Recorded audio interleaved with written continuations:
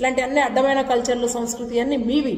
So అట్లాంటివన్నీ పెట్టుకొని మహిళలందరినీ కూడా అంత బహిరంగంగా, ఎంత భయం లేదు నీకు అసలు?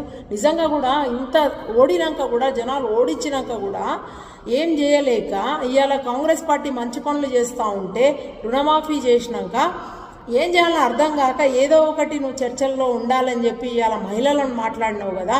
ఎంత అహంకారం! ఇంకా కూడా తగ్గకపోతే కష్టం కేటీఆర్. మీకు రాబోయే రోజులలో ఇంకా ఇంకా నిజంగా కూడా మీకు ఇట్లాంటి గడ్డుకాలమే ఉంటుంది.